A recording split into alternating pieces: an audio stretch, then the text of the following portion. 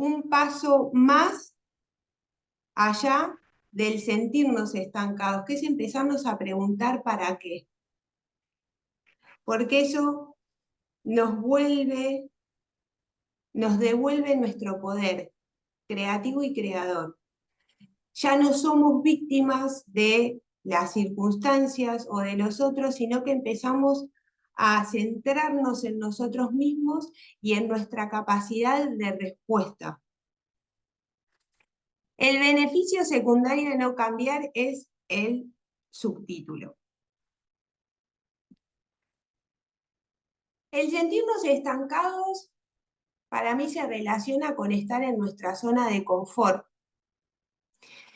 Y yo puse algunas tipificaciones que tienen que ver con que tenemos miedo a asumir riesgos y por lo tanto dejamos pasar a oportunidades, argumentando lo que podemos perder más de lo que podemos ganar, es decir, haciendo foco en aquello que podemos perder más que centrándonos en lo que podemos ganar si tomamos acción. Cuando estamos mucho tiempo en la zona de confort, empezamos a sentir una apatía al crecimiento intelectual y emocional, nos desmotivamos en el sentido de que no encontramos nada que nos encienda tanto como para salir de esta zona de confort. Entramos en la procrastinación, muy probablemente, y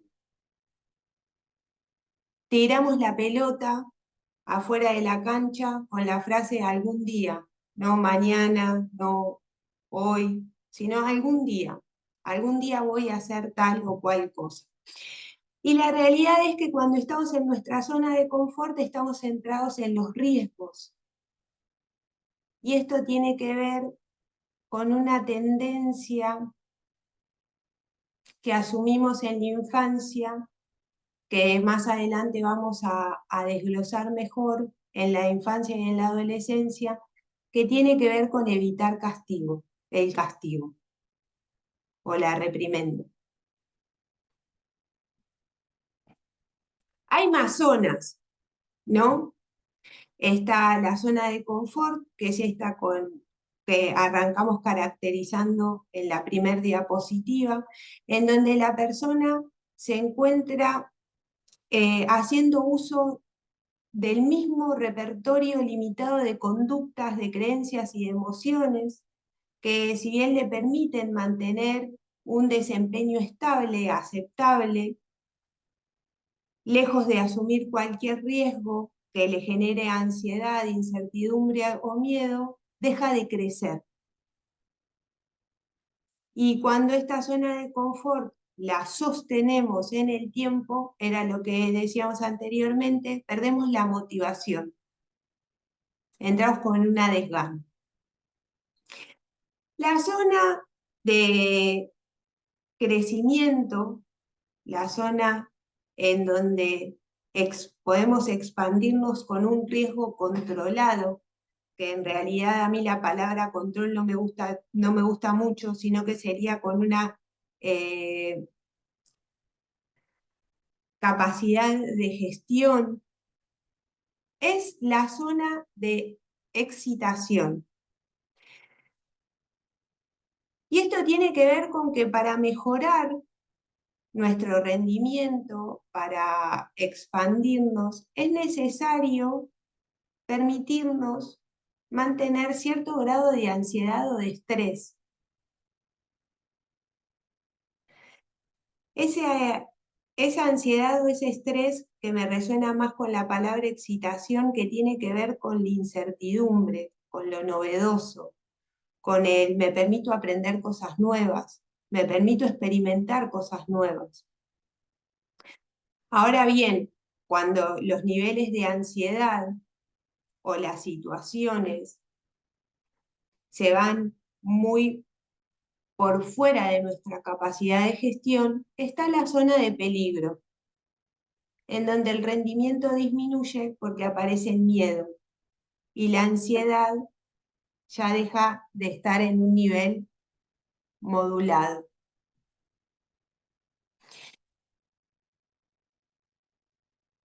Porque yo no considero que ninguna persona se mantenga en su zona de confort porque sea estúpida o porque sea incapaz. Siempre me pregunto qué le sucede a esta persona para que esto sea un problema para ella. Esa es mi deformación profesional.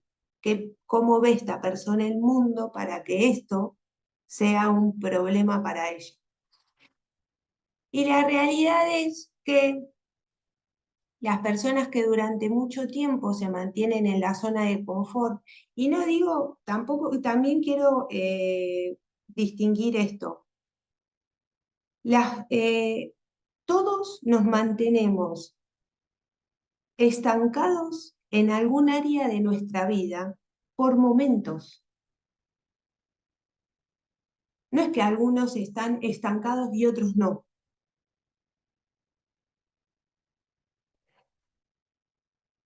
Entonces, ¿por qué en algunos momentos nos estancamos en un área en específico de nuestra vida? Ya sea pareja, ya sea trabajo, ya sea maternidad, ya sea lo que sea.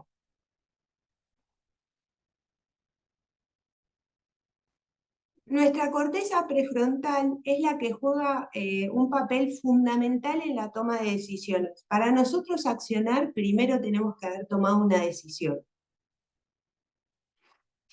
Y hay dos tendencias muy marcadas. Nuestra corteza prefrontal puede seguir la tendencia hacia la mejor opción o puede seguir la tendencia a elegir las opciones menos malas, las opciones que menos riesgo conllevan. Cuando estamos en nuestra zona de confort estamos eligiendo por lo menos malo. Más vale malo conocido que bueno por conocer, dice el refrán. Ahora, la corteza prefrontal termina de madurar entre los 25 y los 30 años. Esta área es responsable de planificar, establecer prioridades y tomar buenas decisiones. Son todas cuestiones que están muy relacionadas con la concreción de metas y objetivos.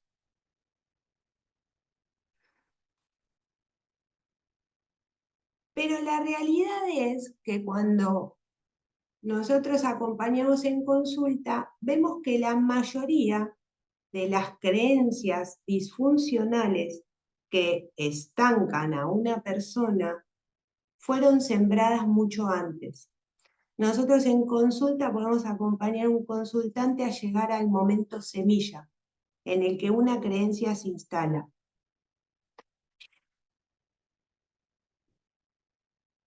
No hace mucho tuve el privilegio de acompañar a una colega que estando así, de recibirse de psicóloga, abandonó la carrera, después se formó en múltiples disciplinas holísticas y sin embargo no ejerce. Quiere, pero no ejerce y no puede salir del estancamiento. Cuando la acompaño en sesión, llegamos al momento semilla en el que uno de sus progenitores le traslada una confianza excesiva a muy temprana edad, dejando de cumplir su rol paterno y la lanza a la vida por su propia cuenta.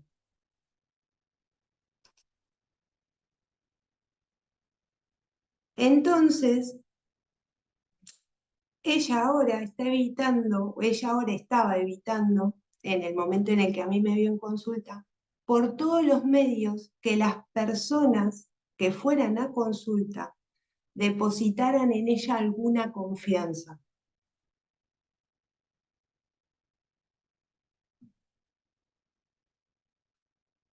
Cuando logra entender eso, se da cuenta que no está fallada, que no tomar acción es una forma de protegerse.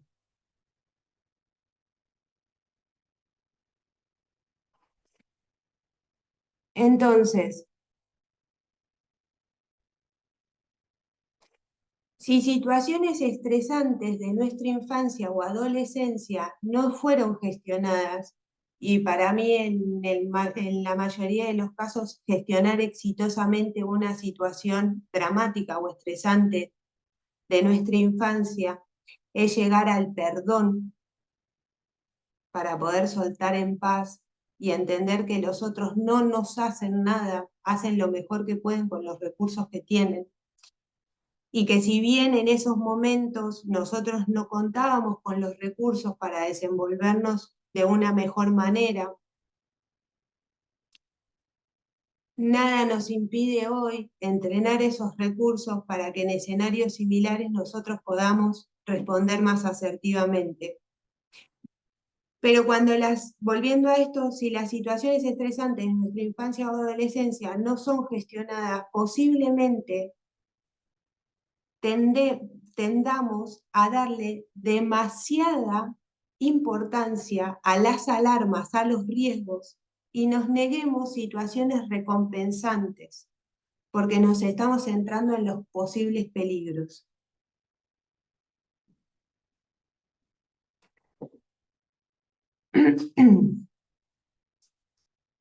Entonces, estábamos diciendo que la corteza prefrontal se termina de desarrollar entre los 25 y los 30 años. ¿Qué pasa antes para que se instalen después tantas respuestas automáticas que se centran en los peligros y que nos gatillan miedo a la hora de tomar acción? Imaginen que les ofrecen un trabajo magnífico, superador, y se van a entrevistar con quien va a ser su futuro jefe. Y en la medida en que el jefe habla, a ustedes algo les hace ruido interno, no pueden explicar bien por qué, pero no les cierra. La amígdala sí sabe qué es lo que nos cierra. El sistema límbico regula las respuestas fisiológicas frente a diferentes estímulos realidad. Pero lo que hace a la amígdala destacarse dentro del sistema límbico es que es la clave para la supervivencia. Y el miedo está íntimamente relacionado a la supervivencia. La amígdala recibe una parte de los estímulos recogidos por los órganos sensoriales, ojos, oídos, tacto, gusto. Y otra parte de esta información recogida por los sentidos va a parar al neocórtex, que es el cerebro racional. Al mismo tiempo, el hipocampo realiza funciones relacionadas con la memoria y registra lo que está sucediendo y compara eso que está sucediendo ahora con un backup de información que tiene guardado. Pero ¿qué sucede? La amígdala recibe más rápido, procesa más rápido esta información.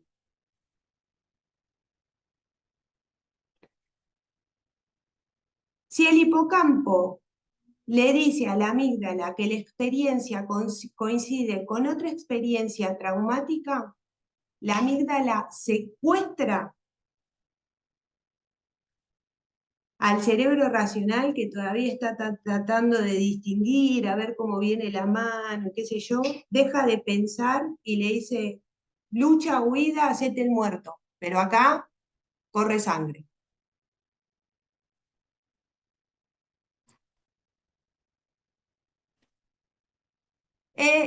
El secuestro amigdalar no dura más de 4 horas. Ahora, ¿qué pasa? Algunas experiencias son tan traumáticas que la amígdala hace que el cerebro quede en un estado de agitación permanente creando ansiedad y deja al cerebro en estado de alerta, aun cuando la amenaza ya no existe.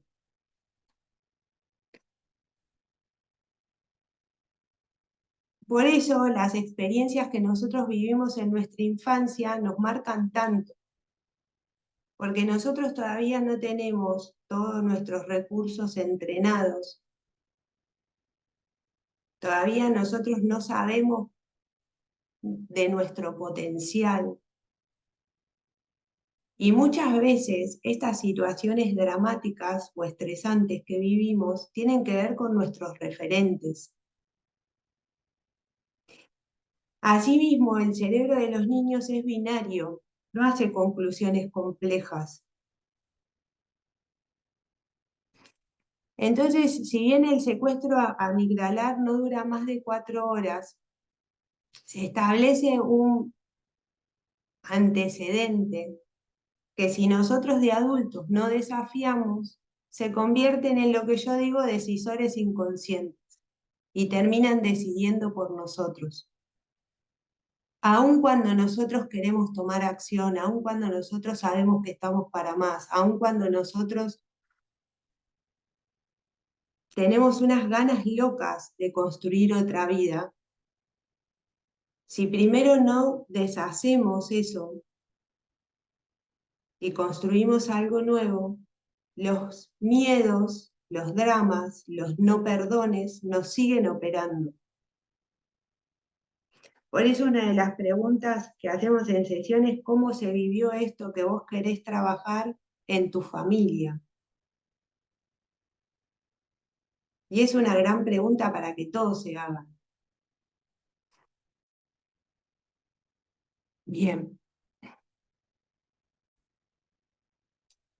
Entonces, la corteza prefrontal, que es esta que hablábamos de que marca las dos tendencias de decisión, de decisiones posibles, o ir a por las recompensas o elegir por lo menos malo, logra poner en contexto los estímulos realidad, produciendo respuestas menos automáticas y más elaboradas, ¿no? De grande ya no tenemos tanto ese cerebro binario. Pero si el backup que quedó latente no es gestionado, la mejor respuesta que nos puede dar nuestra corteza prefrontal es evitar cualquier riesgo, porque la pasaste tan mal antes, que para qué pasarla mal ahora. Bien, quiero saber hasta acá cómo vamos. De paso me tomo un mate. Bien, dice Vale con el dedito. Tere, Cari, bien. Tere, bien. Adri, bien. Bueno, los demás asumo que bien. El que calla otorga. Bien. Ahora, esto me parece súper importante, porque todos podemos entender que en determinadas situaciones se nos gatilla un miedo irracional. Y todos podemos entender la respuesta de la amígdala. Y podemos entender que también a partir de nuestro historial, la corteza prefrontal se centre en evitarnos cualquier riesgo.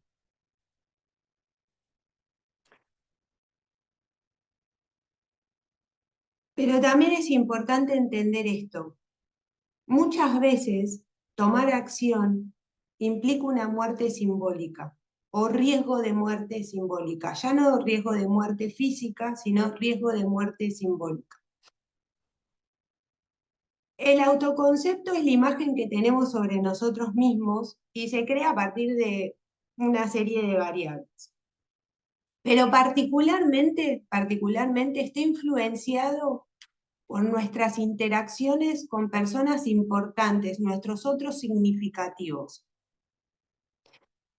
Y en la medida en la que crecemos, este autoconcepto se vuelve más rígido, se vuelve más detallado, más específico, más organizado y por lo tanto más rígido.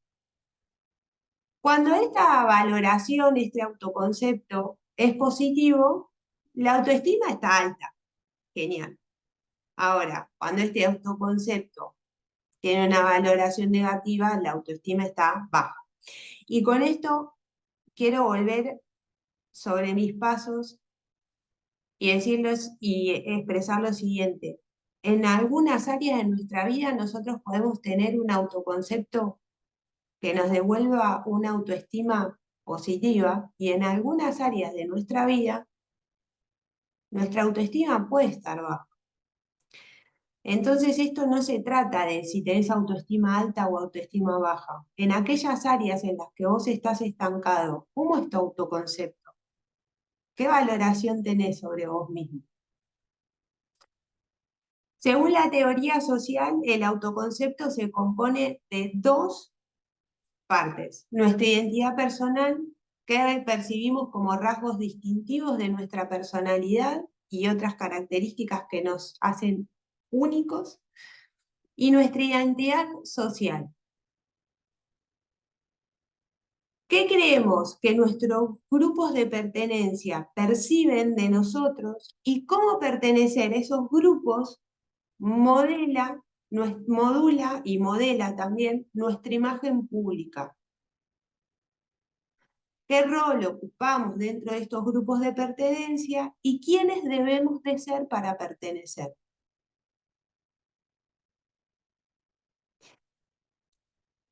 La teoría de la autoestima para la motivación, para la concreción del logro, dice que la autoestima se compone específicamente de nuestra capacidad de ser percibidos, tanto por nosotros mismos como por nuestros grupos de pertenencia, capaces y competentes.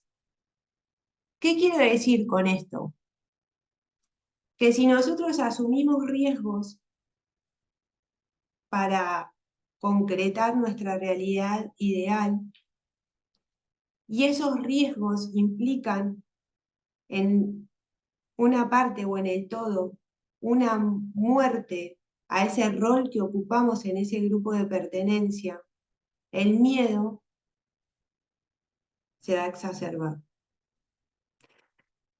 Si nosotros creemos que por errar está en juego nuestra autopercepción de capaces y de competentes, el miedo se va a exacerbar.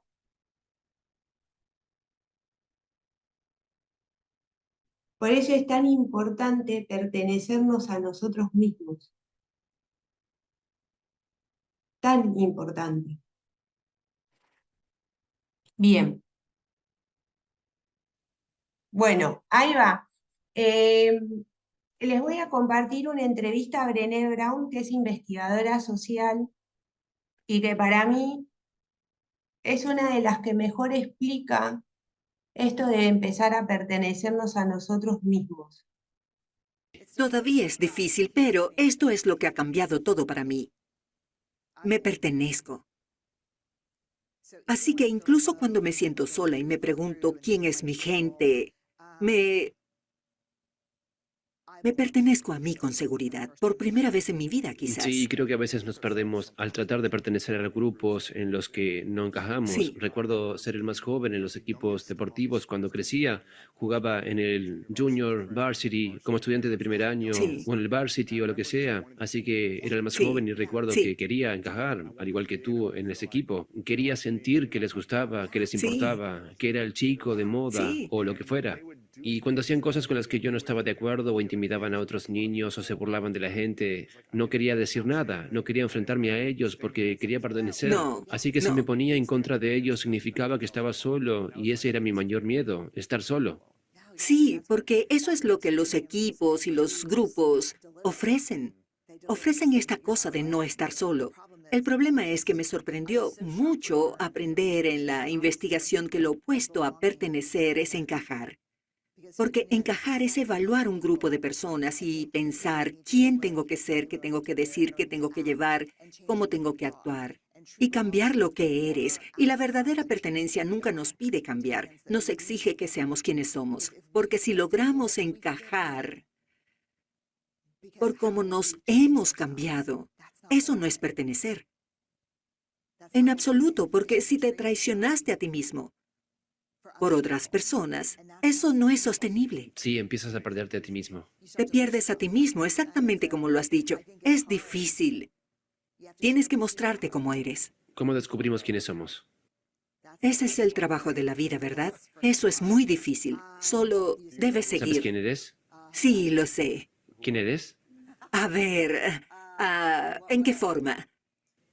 Si alguien dijera, ¿quién eres, Bren? ¿Qué dirías? Brené Brown. Madre, compañera, investigadora, contadora de historias, tejana. No sé, les preguntaría cuánto tiempo tienen, porque cuando le preguntamos a la gente quiénes son y queremos saberlo, nos gustan esos datos fáciles para conocerlos, pero soy una persona Sí, complicada. claro, ¿lo Sí, eres? y entonces creo que sé quién soy. ¿Qué te hace complicada? Quizás no complicada, pero soy compleja. Eres interesante. Eso espero. Algunos días sí, Muy otros no. interesante. Creo que lo que nos hace complejos a todos es la naturaleza paradójica de las personas. Por ejemplo, hablo en público, me encanta hacerlo, pero soy introvertida. Soy una especie de tradicionalista en torno a las cosas. Mis hijos me dicen sí, señora, pero también les he educado para que desafíen a la autoridad cada vez que puedan, pero que sean educados al hacerlo. Claro. Sí, así que creo que soy sincera sin pedir disculpas. Creo en la bondad de la gente, pero creo que es un trabajo duro mantenerse alejado del miedo y seguir siendo bueno. Creo que entiendo a la gente, soy empática, pero tampoco tengo miedo de la incomodidad. Creo que hay muchas contradicciones y nos pasa a todos. Y no me gusta que me definan. Creo que eso es ¿Y a algo. ti? Iba a decir que siento que toda mi vida no quería ser definido así. Me decían, vas a ser ese atleta Sí, en la universidad, vas a ser este sí, alcohólico, vas a estar en las eso es. fraternidades. Todos mis hermanos Sí, me decían esto y yo decía, claro que no. Hice una apuesta con cada uno de mis hermanos, $100 cada uno, de que no tomaría ni un sorbo de alcohol en la universidad, porque yo decía, quiero ir en contra de todo lo que sí, creen que voy a hacer. Me uní al musical de la escuela porque eran como, solo vas a hacer deportes. Canté, toqué la guitarra, bailé salsa. Decía, voy a hacer todo lo que no se espera de un hombre blanco alto, ¿verdad? eso es Yo estaba increíble. como, quiero ser diferente. Sí, Y creo que en ese proceso estaba tratando de descubrir quién era realmente sí, y lo que me gustaba, mis sueños, lo que era sí, divertido para mí, en lugar de tratar de encajar en la caja y el molde de los correcto. demás. Porque creo que puedes perderte en ese encaje. Puedes perderte en el encaje y puedes perderte a ti mismo y la refutación del encaje. Es cierto, intentar ir en contra Sí, de todo. es muy difícil. En realidad trata de Braving the Wilderness.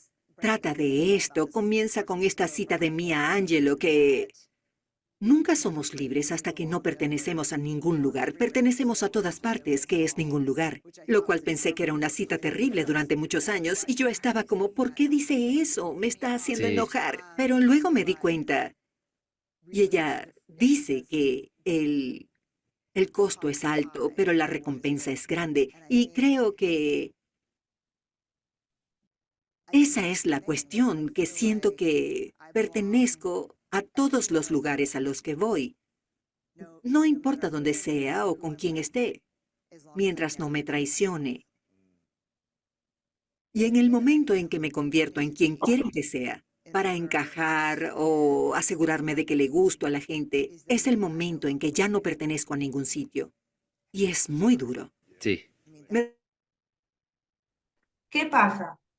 Pertenecer a ningún lugar. Nosotros desde la psicogenealogía del transgeneracional sabemos que hay información sistémica que es heredada, que viene de nuestros ancestros. Y por ejemplo, nos encontramos en consultas con personas como las que le comentaba anteriormente, que llegando al final de la carrera no se reciben porque en su sistema no hubo profesionales y entienden que convertirse en un profesional, el inconsciente familiar, lo lleva a la conclusión de que convertirse en profesionales es dejar de pertenecer a ese sistema en el que no hay profesionales.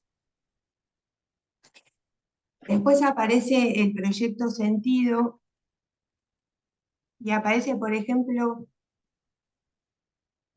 algunos hijos pegamentos o hijos bastón, o esa última hija que fue gestada con el sentido de cuidar a los padres en su última etapa de la vida, y esa persona se encuentra queriendo tener pareja y formar una familia y no pudiendo hasta no desentrañar, desarticular este proyecto Sentido. Desde otra concepción, quizás más relacionada a la psicología social, todos podemos entender que hemos sido asignados con un rol en nuestro clan de origen, los niños 10, los niños rebeldes. Y entonces nos encontramos con niños 10 con una autoexigencia desmedida, con un pánico a cometer errores. Después pasamos por un sistema escolar que en algún punto marca la pauta de lo que va a ser nuestra relación con el aprendizaje y qué sucede cuando no nos va bien, y las etiquetas que recibimos y estas profecías que hacen. Vos sos inteligente, vos vas a ser médico, vos no servís para nada, a vos no se te dan las matemáticas. Lo tuyo no es la lengua y la literatura. Y también somos deformados por el sistema social en el que las mujeres que trabajamos, en muchos de los casos, hemos tenido la sensación a veces que trabajar era sacrificar en parte nuestro rol de madres. Esta nueva, este nuevo dolor que están trascendiendo que están transitando algunos hombres, en donde en sus hogares la mujer gana más que el varón, y entonces el varón ya no cumple con ese mandato social de proveedor de la familia. Y pertenecer a ningún lado para poder pertenecernos a nosotros tiene que ver con desarticular todo esto. Porque la única forma de concretar la autorrealización es sernos fieles. No hay autorrealización sin fidelidad a uno mismo. De otra forma podemos cumplir con las expectativas ajenas, pero no autorrealizarnos. Hay una gran pregunta que yo empecé a hacerme el año pasado, que era, ¿cómo quiero quedar parada yo frente a mí misma cuando esto se termine? Y en relación a eso, filtraba todas las decisiones que tomaba. Y entonces, tal vez me callaba para no generar rispideces. Y en el segundo 2 me preguntaba, ok, ¿cómo quiero quedar parada yo frente a mí misma cuando esto se termine? No, yo quiero poder decir mi verdad. Y esto no tiene que ver con enojo, con con violencia o con grito o con... El enojo tiene un montón de cuestiones asociadas que no son del enojo. El enojo, bien gestionado, se traduce en una puesta de límites asertiva. Quería decir que no y decía que sí porque ¿qué van a pensar? ¿Cómo quiero quedar parada yo frente a mí misma cuando esto se termine? Yo quiero decir que no. Y es esto, empezar a dejar de traicionarnos en algún punto. Procrastinar tiene mucho que ver con la autotraición. Estancarnos, sabotearnos, tiene mucho que ver con la autotraición.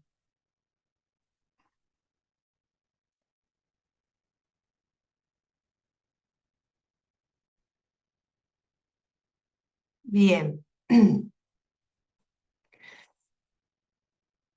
Carol Dweck tomó a niños de 10 años y los invitó a hacer unos ejercicios de matemática bastante desafiantes. Y pudo separar a estos grupos de niños en dos grupos.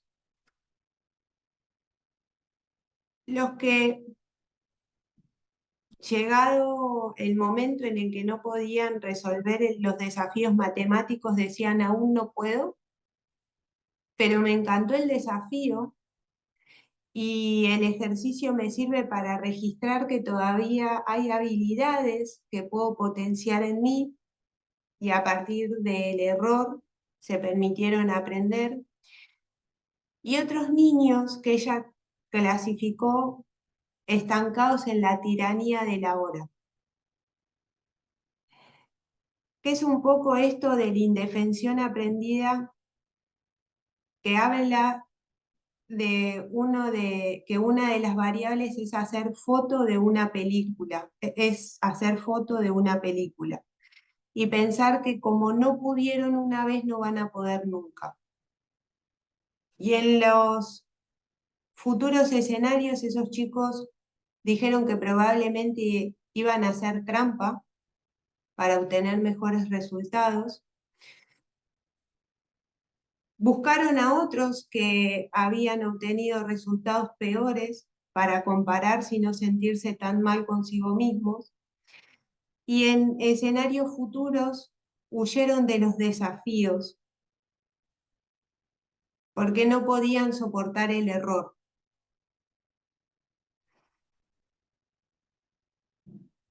Esto sucede en niños y esto le permitió a Carol Dweck distinguir dos tipos de mentalidades, que ya las hemos visto, la mentalidad de crecimiento y la mentalidad fija. La mentalidad fija es aquella que cree que las capacidades no pueden crecer. Ahora, los adultos que viven en la tiranía de la hora hacen del error algo personal y dicen que y terminan concluyendo en no soy suficiente para resolver esto. Entonces, desarrollan la tendencia de buscar garantías externas porque dudan de sí mismos y buscan la aprobación permanente de otros. Construyen relaciones asimétricas donde prefieren que otros tomen las decisiones por ellos o los habiliten a. Y hacen de la duda algo patológico. Son muy inseguros a la hora de asumir desafíos y también dudan merecer buenas oportunidades. Y de vuelta vuelvo a lo mismo, yo no creo que estemos dentro de un grupo o del otro, creo que en algunas áreas de nuestra vida estamos dentro de algún grupo o del otro y no permanentemente, sino hasta que tomamos conciencia. Cuando en un área de nuestra vida desarrollamos la mentalidad fija, que va asociada a la baja autoestima y por lo general promueve el estancamiento, la procrastinación, tenemos la tendencia a creer de que los que tienen actuaciones exitosas nacieron con una habilidad innata y que, claro, por eso tienen una autoestima alta. Llegamos a esta síntesis fatídica. Y procrastinar se vuelve la excusa perfecta para no comprometer nuestra autopercepción de valía ni sufrir rechazo por nuestro grupo de pertenencia. Y muchas veces no es que el grupo de pertenencia nos rechace explícitamente, sino que nosotros nos autoaislamos porque nos creemos no merecedores de pertenecer a ese grupo.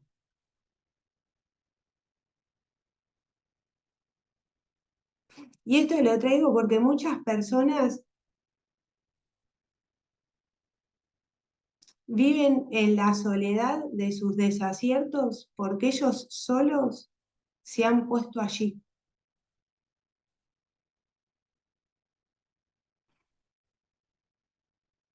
Bien.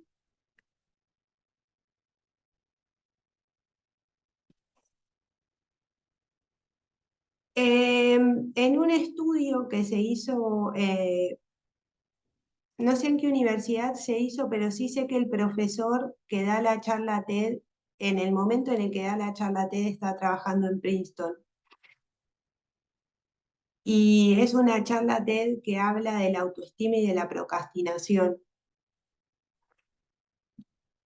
Dice que las personas con baja autoestima tienden a una baja autorrealización, porque cuanto más aman y desean eso que quieren, más miedo sienten al momento de trabajar a por ello.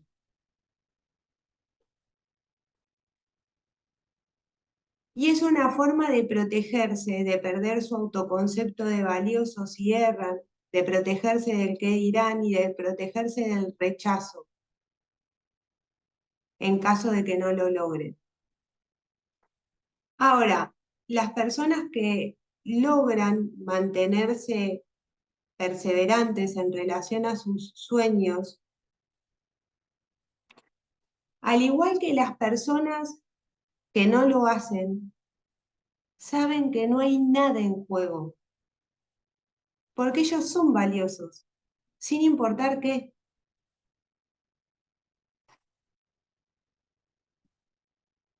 Muchas veces nos preguntamos cuando estamos estancados en un área de nuestra vida,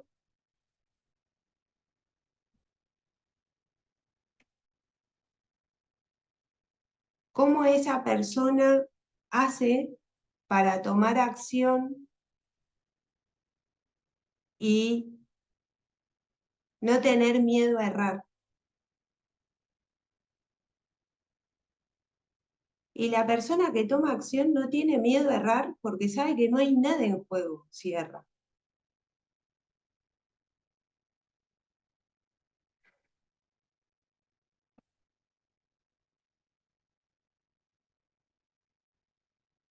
Pero al mismo tiempo, en el proceso está todo en juego para esa persona.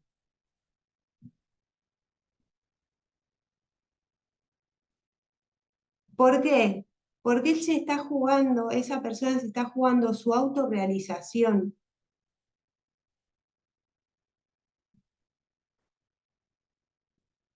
Y hay una frase que a mí me gusta mucho de una persona que sigo en Instagram que dice que si querés aumentar tu, tu capacidad de generar, eh, de generar riquezas en tu emprendimiento, lo primero que tenés que hacer es aumentar tu ancho de banda emocional.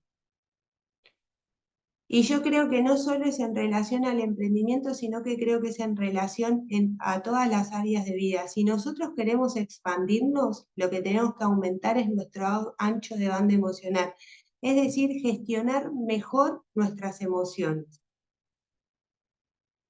para empezar a pertenecernos, para permitirnos experimentar la vida, para reconocernos más allá del deber ser, para aprender de los errores y para disfrutar de los procesos.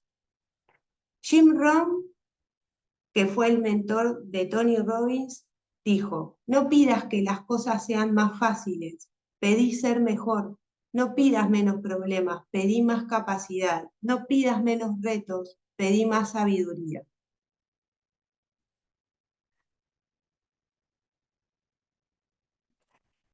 Nosotros creemos que es muy loco, pero creemos que la vida es una partida de una sola jugada. Y estamos tan equivocados porque es un juego infinito. Yo me acuerdo de una conversación que tuvo mi esposo con mi hijo mayor, en el que le dijo: no es que un día vos te enfrentás a la vida y le decís: ah, vida, te gané, listo, se terminó, y ya sos exitoso por el tiempo de los tiempos hasta el infinito y más allá. Son las pequeñas batallas ganadas las que nos llevan a ganar la guerra. Pero es un juego infinito, porque cuando eso termina, vuelve a empezar. Y de eso se trata la vida. Entonces, esto de quemar naves, de hacer de los procesos algo patológico, de sacrificarnos y de esforzarnos, es un sinsentido. Si mañana nos vamos a tener que levantar igual. Si mañana va a empezar todo de nuevo. Si los vínculos se trabajan. Si porque yo hoy te dije te amo, no es que mañana no te lo tenga que demostrar también que te amo. Si porque yo hoy fui al gimnasio a hacer abdominales, no es que voy a tener abdominales de acá el infinito y más allá. Voy a tener que volver al día siguiente a hacer abdominales y al día siguiente. Si porque hoy comí sano, ya no es que soy saludable. Entonces, ¿con qué sentido nosotros quemamos naves y hacemos del error algo personal? Y creemos que porque fracasamos una vez ya vamos a fracasar siempre, o porque una vez no nos salió, no nos va a salir nunca. Si mañana arranca todo de vuelta.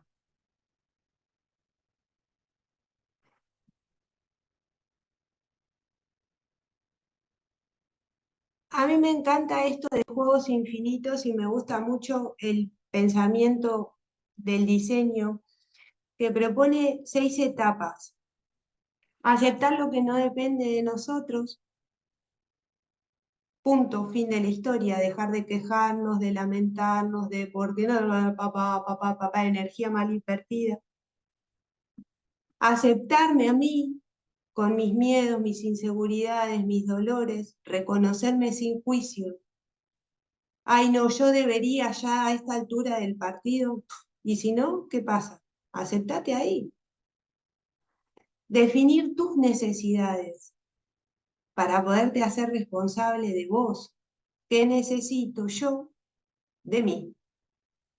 De mí. ¿Qué necesito yo de mí ahora? Idear resoluciones creativas que contemplen tanto mis pasiones, mis objetivos, mis metas, como mis miedos y mis dolores, para hacer estrategias para contener los miedos y los dolores, para acompañarme amorosamente hacia mis objetivos y mis metas. Probar, errar con dignidad, recoger el aprendizaje, probar de vuelta, evaluar y volver a empezar.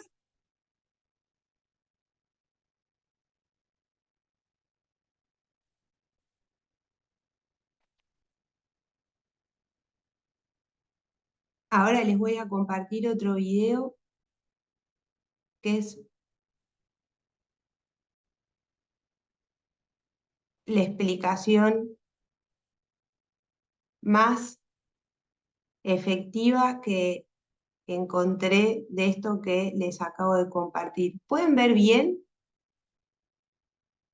un maletín con $1.000.000 y se los ofrezco. En contraposición, tengo un centavo de dólar que va a ir duplicando su valor todos los días durante 30 días. ¿Quién me elige ya el maletín con $1.000.000?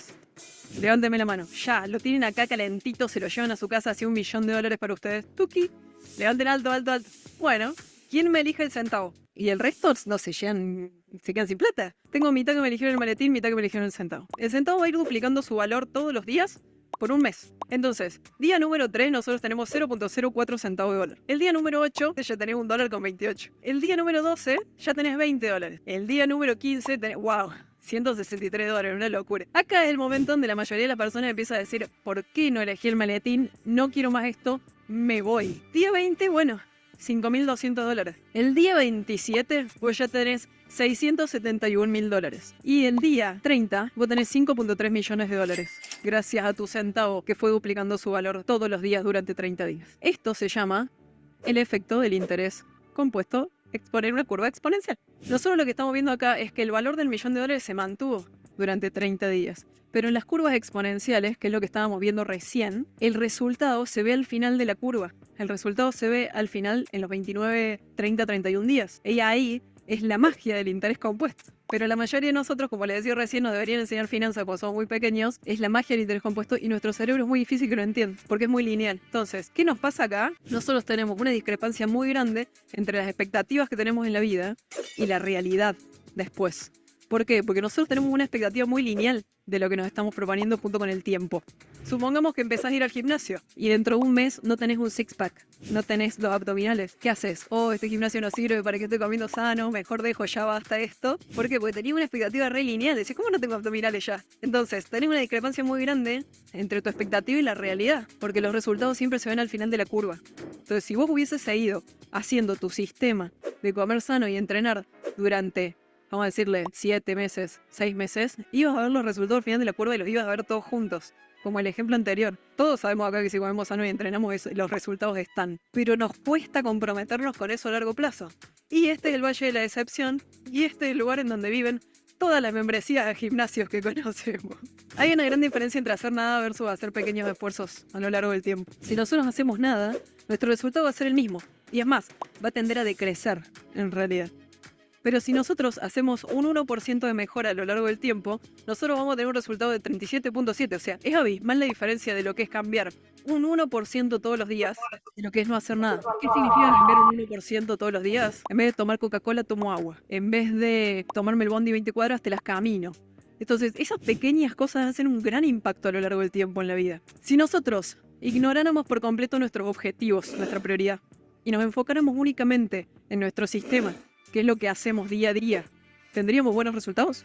Nosotros necesitamos poner el foco en los sistemas para tener resultados. Si ponemos el foco en los objetivos para tener resultados, es cuando nos desmotivamos porque es tan lejano tal vez nuestro objetivo que nos sucede el Valle de la Decepción. Entonces, cuando ustedes tengan una prioridad en su vida, olvídense de la prioridad. Ténganla presente. Guárdenla acá atrás. Pero se tienen que enfocar en lo que hacen cada día. Cada día es el ganado. Bien, ahí estaba apagando la... ¿Les encantó? Igual que a mí.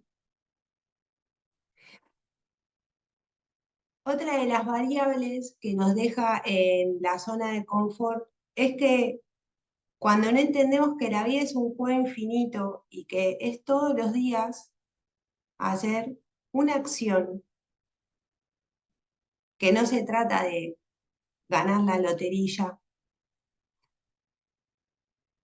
Cuando nosotros entendemos esto, podemos tener metas y la estrategia después es segmentarla y llevarla a un sistema de acciones realizables, pequeñas, estratégicas, abordables. Y convocarnos todos los días a hacer esas pequeñas acciones. Y si un día no pasa nada.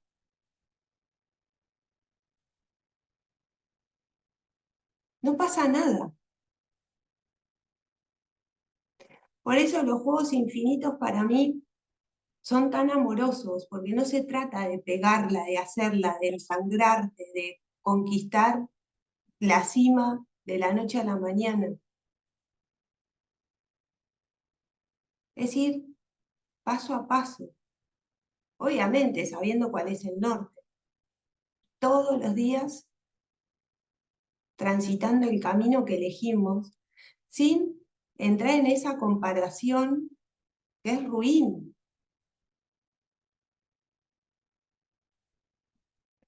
Bien, un par de cuestiones más. Por lo general, la gente cuando llega a sesión, llega con todo lo que no quiere más y no sabe que si quiere que le pase. Y si bien el que, ¿qué es lo que no quiero más?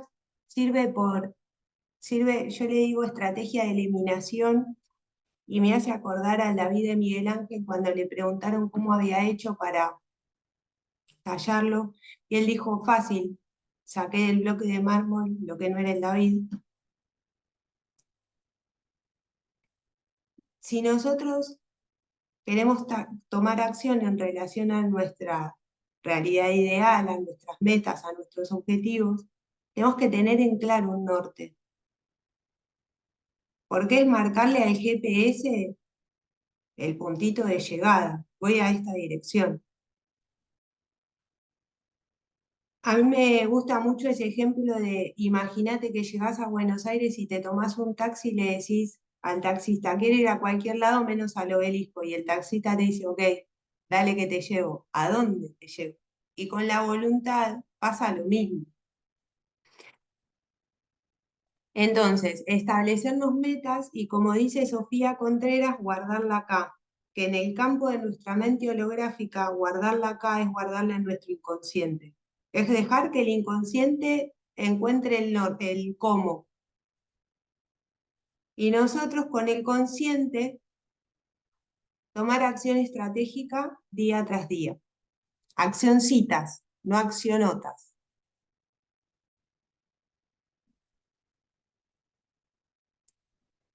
Duda y felicidad. Una vez que establecimos el norte, lo peor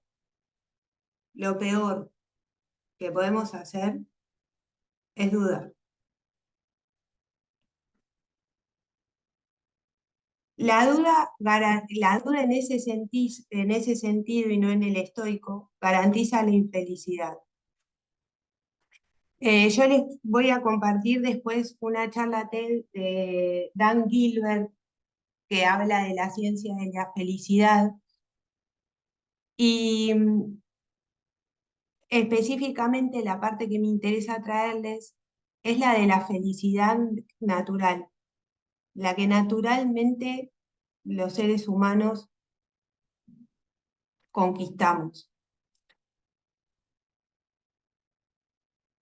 Él hizo un experimento en Harvard y ofreció un curso de fotografía para enseñarle a los estudiantes a utilizar el cuarto oscuro. Pero como todos estos experimentos nunca son en relación a lo que proponen, siempre tienen una intención oculta. Y entonces una vez que terminaba el curso de cuarto oscuro, le daban la posibilidad a los estudiantes de que se llevaran 2 de las fotos que habían revelado en el cuarto oscuro. A un grupo le decían que se la llevaba y no la podía cambiar, al otro grupo le decían que podían cambiarla en el plazo de los 4 días siguientes. Aquellos que le dieron la posibilidad de cambiar la foto se sintieron pésimo con su elección. Aquellos que no le dieron la posibilidad de cambiar la foto, finalmente se sintieron muy felices con la elección que habían hecho. Hicieron un segundo experimento en el que les enseñaban nuevamente a revelar fotos en el cuarto oscuro y la propuesta era la siguiente. A un grupo le iban a permitir cambiar la foto y a otro grupo no le iban a permitir cambiar la foto. Y el 66% de los alumnos eligió el curso que les permitía cambiar la foto. Porque nosotros creemos que mantener nuestros grados de libertad en ese sentido nos va a promover la felicidad, pero la realidad es que ocurre todo lo contrario. Cuando nosotros tenemos una opción, naturalmente estamos predispuestos a ser felices con esa opción. Tenemos una tendencia natural a sentirnos felices con esa opción. Es un poco lo que ocurre con los noviazgos y el matrimonio. Mientras tenemos las opciones abiertas, que sí, que no, que sí, que no, que me gusta, que no me gusta, que sí, que salgo, que no salgo, que no voy a buscar otro, que no me gusta, no, cuando ya estamos casados, bueno, es la que me tocó, voy a hacer que trabajo. Hasta que no lo quiero más. Pero la realidad es que cuando no tenemos opciones o tenemos más cercadas nuestras opciones, hacemos que eso que elegimos funcione. Entonces, estar en la duda permanente de si elegimos bien o elegimos mal, o elegimos bien o qué hago, lo hago, no lo hago, lo hago, no lo hago, eso nos garantiza la infelicidad. Y cuando nos mantenemos mucho tiempo en esa duda, la elección que tomemos no nos va a hacer felices porque vamos a estar todo el tiempo lamentando la elección que dejamos atrás. Por eso llega un momento que hay que elegir y comprometernos y trabajar el enamoramiento.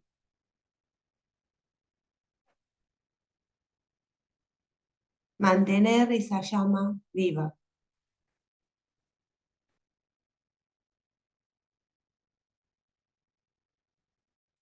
Y por último, la energía de activación. La energía de activación es un concepto de la química y tiene que ver con lo siguiente: cuando se mezclan dos compuestos, se insume la mayor parte de energía en la activación de esos dos compuestos para que logren un tercero. En nosotros funciona parecido esto de la energía de activación.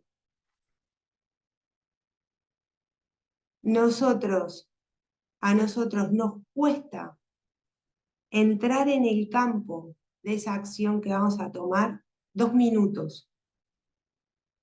Si decimos, ok, voy al gimnasio, agarro las llaves, salgo de mi casa y camino al gimnasio, ya está.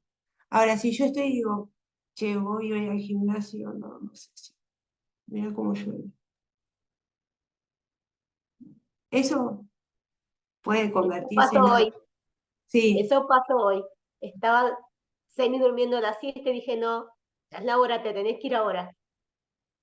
y agarras Listo. las llaves, son 2 minutos para nuestro Sí. cerebro. 2 minutos. Te sentás 2 segunditos y ya no fuiste. Son 2 minutos. Y si tu cerebro aprende a que tu palabra no vale nada, después tenés un trabajo más por delante que es convencerlo de que tu palabra vale.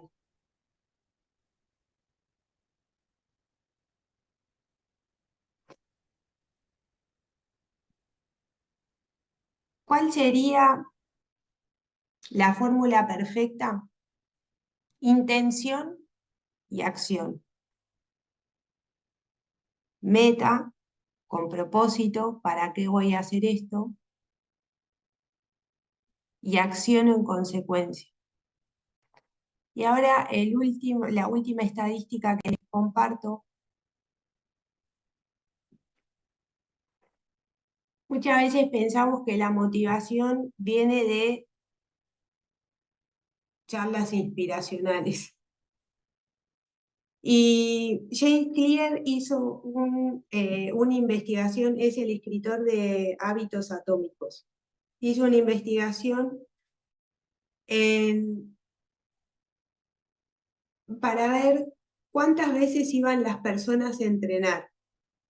Al primer grupo se les daba se los dejó libres. Al segundo grupo se les daba una charla motivacional al principio de la semana y después que fueran a entrenar. Y al tercer grupo se les pidió que establecieran una semana antes la intención de ir a entrenar, cuándo iban a ir a entrenar, cómo iban a ir a entrenar, dónde iban a ir a entrenar, cuánto tiempo, que marcaran bien su intención, la delimitaran bien, la especificaran bien, y que después fueran a entrenar. El 38% que no se le dio charla motivacional, ni se les propuso plantearse una intención, ese 38% fue entrenar una vez.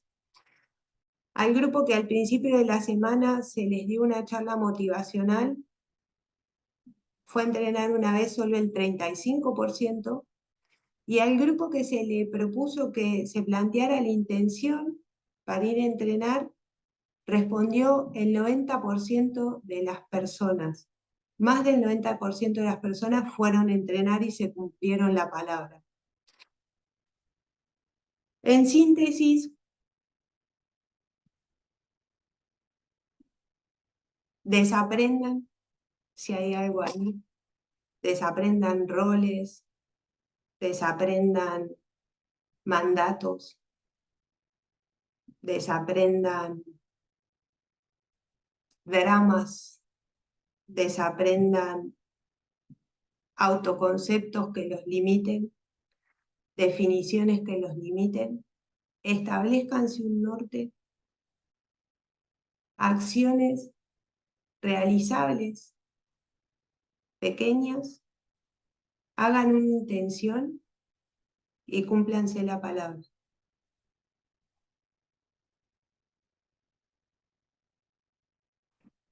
Bien, hasta acá llegó el compartir de hoy.